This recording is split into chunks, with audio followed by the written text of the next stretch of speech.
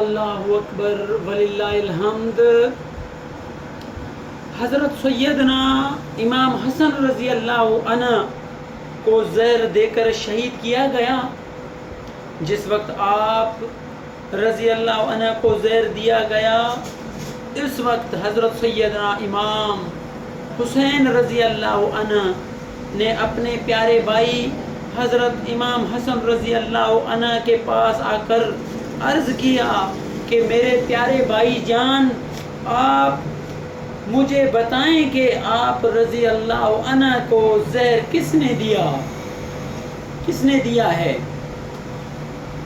حضرت امام سیدنا امام حسن رضی اللہ عنہ نے فرمایا کہ اگر میرے پیارے بھائی میرا گمان درست ہے تو پھر اللہ عز و جل حقیقی بدلہ لینے والا ہے۔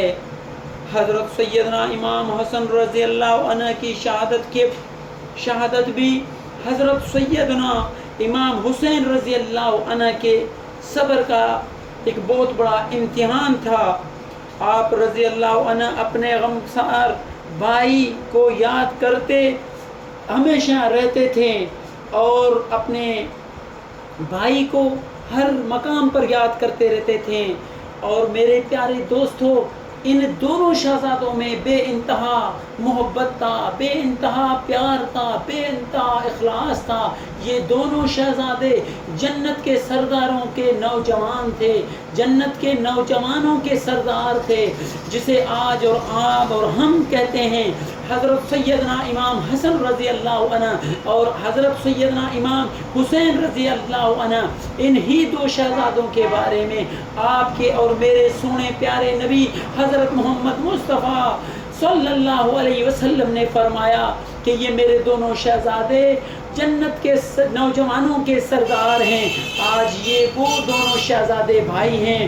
اللہ تعالی ہمیں اہل بیت کی سیرت پڑھ کر اور ان کی صبر کو دیکھ کر اور ان کی دین اسلام کے لیے قربانیوں کو دیکھ کر ہمیں بھی دین اسلام کے لیے محنت کرنا چاہیے، ہمیں بھی پوری انسانیت کے لیے محنت کرنا چاہیے، ہمیں بھی اللہ تبارک و تعالی کی توحید کے لیے محنت کرنا چاہیے، نبی صلی اللہ علیہ وسلم کی رسالت کے لیے محنت کرنا چاہیے۔